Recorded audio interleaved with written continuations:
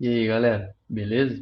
Aqui quem fala é o Rafael Sorato e hoje nós vamos para a terceira aula sobre Flutter. Mas antes, eu peço que você ative o sininho, se inscreva no canal e deixe o like para dar aquela força. Se você tiver algum amigo que é programador e também se interessa no desenvolvimento de aplicativos, manda esse vídeo para ele. Talvez ajude todo mundo. Então, bora pro terceiro vídeo da nossa playlist. E no vídeo de hoje a gente vai falar sobre entradas de dados, mais especificamente entradas de texto, que é muito comum no aplicativo, por exemplo, num login.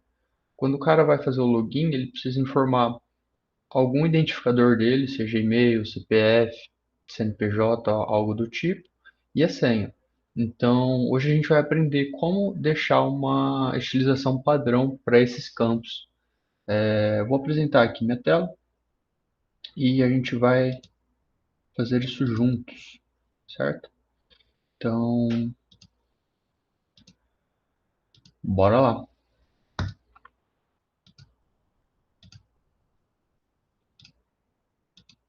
Bom, esse é o mesmo projeto, então eu vou deixar o link aqui embaixo do vídeo, se você quiser acompanhar pelo GitHub. Eu fiz algumas alterações. Criei uma pasta nova chamada View e eu vou explicar um pouquinho por que que eu fiz ela. Bom, o resto ficou tudo igual, a gente tem a main com o nosso aplicativo, tem o app, né, também com o nosso aplicativo aqui. Só que a diferença é que no app eu adicionei um Input Decoration Theme dentro do Theme Data. Para que serve? Para estilizar as nossas caixas de entrada de texto. Então eu vou mostrar como isso funciona. Então, lembrando que para executar nosso projeto, basta abrir um terminal e rodar Flutter Run. Para quem não sabe, a gente está utilizando a última versão do Flutter, versão mais atualizada. Então a gente está no projeto Null Safety, que é o recomendado. Agora, eu não quero mais utilizar essa homepage no início do meu app. Por quê? Eu não quero que o usuário já entre de cara na homepage, eu quero que ele faça um login antes. Então, eu criei uma pasta aqui chamada View. Por que que eu criei essa pasta? Todas as telas da nossa aplicação vão ficar dentro dessa view aqui. Então, para cada tela, eu crio um arquivo. Então, eu criei o arquivo login e vou explicar como eu fiz isso. Basicamente, eu repliquei aquele widget stateful que a gente tinha. A gente pode tirar o contador agora, certo? E eu vou explicar um pouquinho de como que vai funcionar essa tela. Bom, um padrão de projeto que eu gosto de adotar é separar as telas por arquivos. Então aqui eu tenho o arquivo de login, eu posso ter o arquivo da homepage, e eu vou ter assim, diversos outros arquivos. Então aqui a gente pode apagar essa home antiga. Esse arquivo home a gente pode apagar, porque ele está solto aqui. É uma tela solta. Então assim fica melhor. A gente tem a main, que chama o nosso app, tem o aplicativo, app. Só que aqui a gente não vai mais utilizar aquela homepage antiga. Então eu posso excluir a importação daquela home antiga e colocar aqui a nossa tela de login, beleza? Então se eu colocar aqui login screen, ele já vai achar para mim, beleza? Ele já fez aqui o auto import, pegou daqui da view, login, beleza? E a gente pode dar um title chamado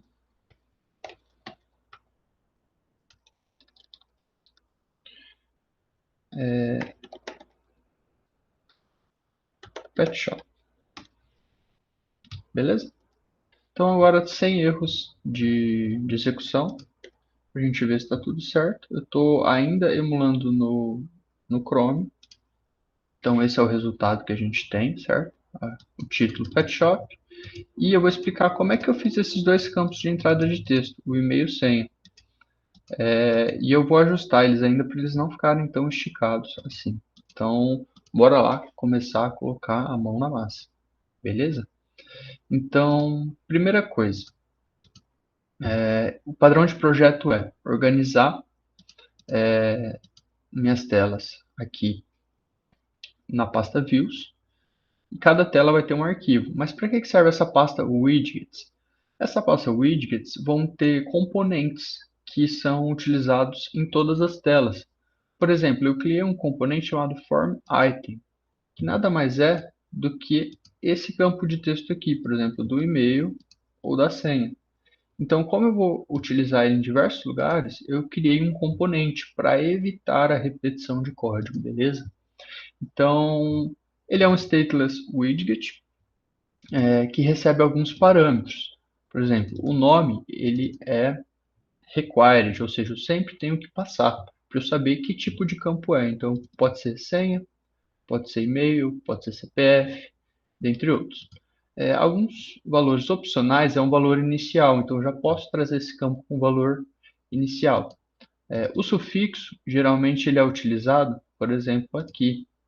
Esse botão aqui de apagar do e-mail, ele é um sufixo. Então, eu defino uma estrutura que vai servir para todos os meus campos de texto. E outro parâmetro que é obrigatório é o controller. O controller ele é útil em campos de texto para a gente pegar o valor atual daquele campo ou até aplicar uma máscara de formatação no e-mail, por exemplo.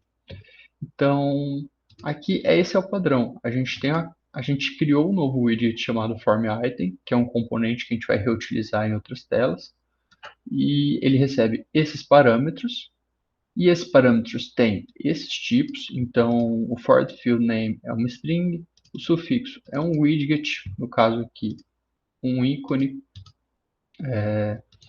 A função onChanged é o que eu vou executar quando esse valor mudar. Então, enquanto o usuário está digitando, o que eu vou fazer com esse valor que ele está me passando, beleza?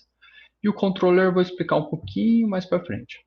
Então, basicamente, eu fiz uma classe que retorna um text form field. Esse text form field é padrão do Flutter para entrada de dados. Você pode ver aqui na documentação dele que ele tem vários atributos. Então, basicamente, o que eu fiz? Eu uso ele, só que eu deixo ele com a cara que eu preciso. Então, assim, eu estendo a classe passando configurações, personalizando ela para ficar do jeito que eu quero. Então, por exemplo, essa classe tem um parâmetro chamado validator, que recebe o valor conforme eu vou digitando aqui.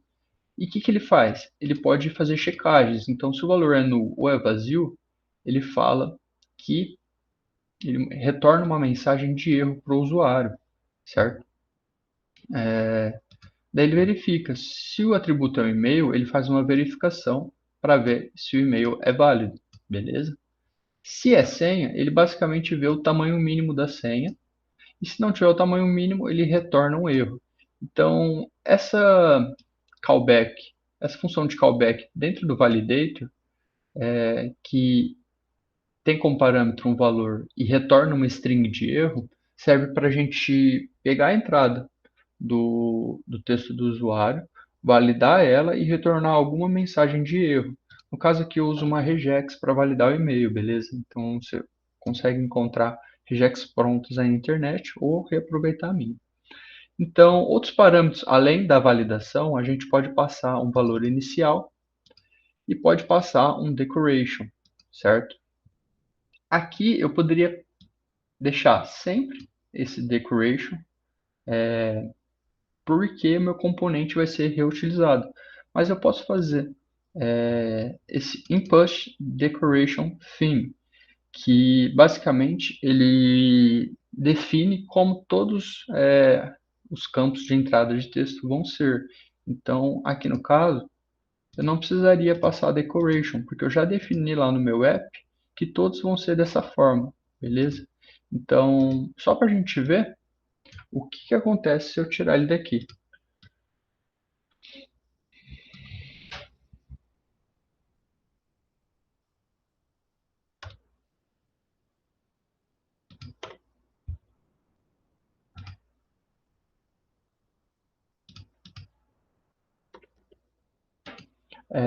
No caso, ele ficou da maneira que a gente tinha colocado lá, ele arredondou aqui as bordas. Só que por que que eu tenho que deixar esse daqui também? Porque a gente coloca um hiding text, ou seja, para falar o que é aquele campo. Então aqui eu falo, esse campo é uma senha, esse campo é um e-mail, para mostrar isso para o usuário. Então, ó, se eu tirei, ele fica sem. Se eu coloco,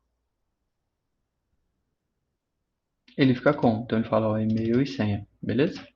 Ok. Então ele coloca uma estilização dessa label, né? E coloca o sufixo também. Então cada campo pode ter um sufixo diferente. Então esse é o motivo de eu passar esse decoration aqui neste text form field. Porque além da estilização que eu defini na web, lá no app, questão de borda que vai ser arredondado ou não, eu posso passar configurações para o conteúdo desse cara. Então, por exemplo, aqui a borda, eu utilizo o outline put border e posso passar esse border radius all falando o quanto que eu quero que fique circular. Então, se eu passar 50 aqui, ele vai ficar mais arredondado ainda, certo?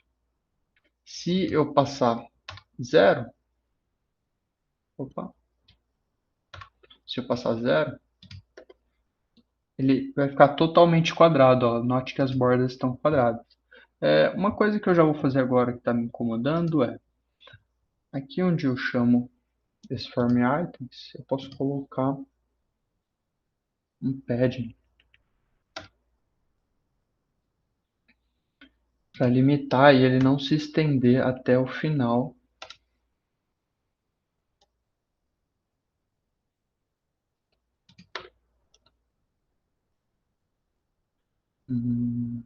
Column, não seria aqui.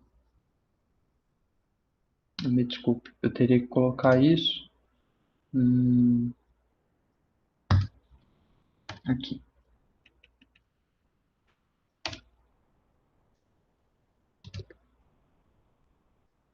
Beleza? Então aqui eu posso passar um padding from left top bottom. Então 30, 30, 30. Ó, note que ele vai encurtando aqui. Então eu quero que ele encurte só do left e do right, ou seja, da direita e da esquerda para ele fazer assim. Eu posso colocar um valor aqui maior, 150, 150. Ó, note que ele vai diminuindo aqui, certo? Esse 150 eu coloquei errado, coloquei no bottom. Bottom é de baixo, então ele estava empurrando para baixo. Eu teria que colocar no right, certo? Então 150, beleza? Beleza, a gente fixou aqui, pode aumentar um pouco mais ainda. Eu já vou ensinar uma técnica legal para vocês, que se chama Layout Builder. Então, o Layout Builder funciona para a gente deixar responsivo o que a gente está fazendo. Então, nesse caso aqui, pode ser que uma tela, esses 250 de padding aqui, pode ficar bom para uma tela e pode não ficar bom para outra. Então, a gente pode fazer uma proporção. Você vem aqui e coloca Ctrl ponto e ele vai te dar algumas opções. Então, a gente fazer Wrap with Builder.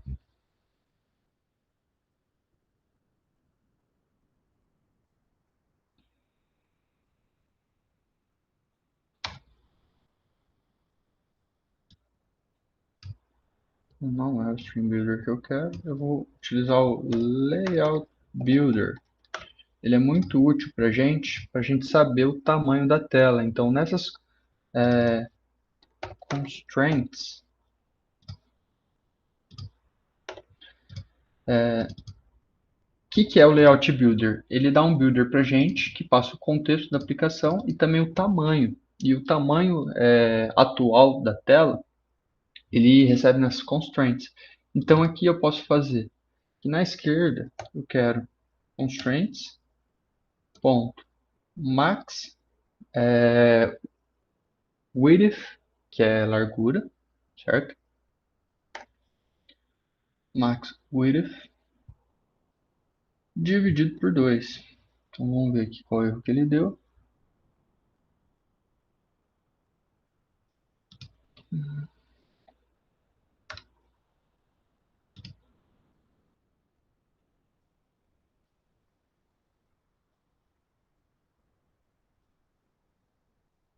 Tá. Então a gente precisa tirar o const aqui. Então eu quero que ele empurre 1/3 da tela para a esquerda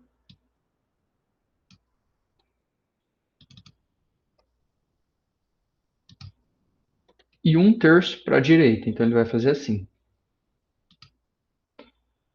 E por que que é legal isso? Ó, veja que ele ficou proporcional, 1/3 daqui e 1/3 daqui. E não importa o tamanho da tela. Se eu diminuir, sempre vai ser 1/3. Ó, se eu aumentar, sempre vai ser 1/3. Então, isso é a responsividade no Flutter. Beleza? Então, beleza. Agora vamos voltar aqui para o nosso Form Item.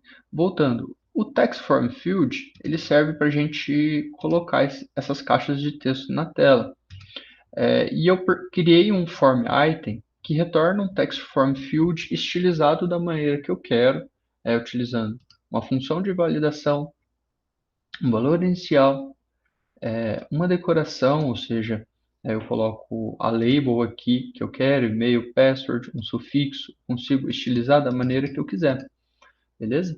O controller eu vou explicar um pouquinho mais para frente, mas ele basicamente serve para a gente pegar o valor daquele texto, beleza? E aqui, obscure text, que é um parâmetro que oculta o texto escrito. Então, se for senha, eu oculto. Então, isso aqui vai me retornar um booleano. Então, se for senha, ele vai retornar true, ou seja, ele vai ocultar o texto. Então, se eu deixar aqui padrão false, sempre que eu escrever aqui, ele vai me mostrar o texto. Agora, se eu colocar sempre true, ele sempre vai ocultar, certo? Então eu coloco aqui uma condição. A condição é, se for senha, eu oculto. E isso aqui retorna um booleano, true ou false, beleza? Então, nesse caso, eu escrevo aqui tranquilo, escrevo aqui e ele oculta, beleza? E aqui eu posso definir o caractere obscuro, então pode ser assim o que você quiser. Pode ser um tracinho, por exemplo, beleza? Então você consegue configurar aí do jeito que você achar melhor. Então, criei o meu componente. Mas como que eu uso esse componente? Lá na minha tela de login. Então, espero que fique claro o porquê de eu criar um componente dentro de widgets. Widgets são componentes, pelo menos aqueles que eu crio no meu projeto. Então, eu tenho um componente de entrada de dados e aqui na minha tela de login, é, basicamente, essa parte a gente já tinha visto, eu tenho um scaffold. No body agora eu usei o layout builder para deixar do tamanho que eu quero aqui, com essa proporção. E aqui sim eu chamo o form item que a gente criou aqui, beleza? E esse form item eu passo as propriedades. Então o primeiro vai ser e-mail. Eu criei um controller para esse e-mail. Então todo text form field precisa de um text edit controller que inicia como vazio. Então eu começo com um valor vazio e toda vez que eu digitar alguma coisa, esse e-mail controller vai conter o valor atual daquilo que você digitou, beleza?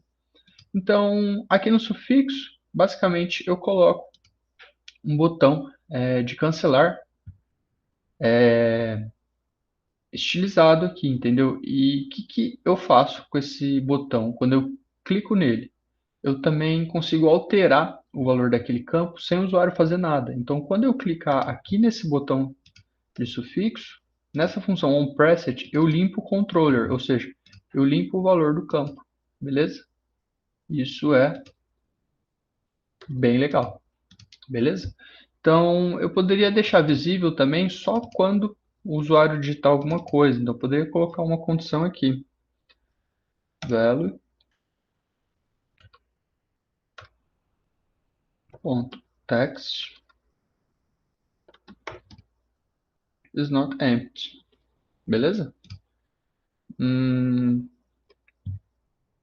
Esse aqui eu estou improvisando, galera. Não sei se vai dar certo. Então espero que dê. Ó, então ele não aparece porque é vazio. Então se eu escrever alguma coisa, como eu disse, eu estava improvisando e não deu muito certo. Mas só uma tentativa aqui de fazer de novo. Change it, value, controller, text.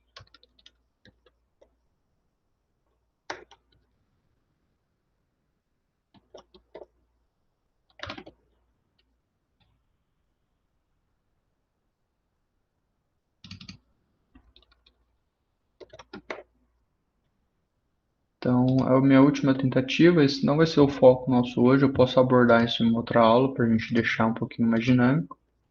Beleza. Não funcionou. Eu vou anotar para a gente apresentar isso em outras aulas. Então, por hora, basicamente, eu vou deixar sempre esse cara aqui visible igual a true. Para quê? Para sempre quando ele clicar aqui no botão de cancelar, a gente limpa o texto, beleza? Então, beleza, escreveu alguma coisa, eu limpo. Numa outra aula eu vou ensinar como deixar esse cara aqui dinâmico, então eu só mostro ele quando tem algum texto, beleza? Mas por hora não é o nosso foco, é só para você saber que existe esse text form field item e a gente pode personalizar ele e reutilizar ele no código.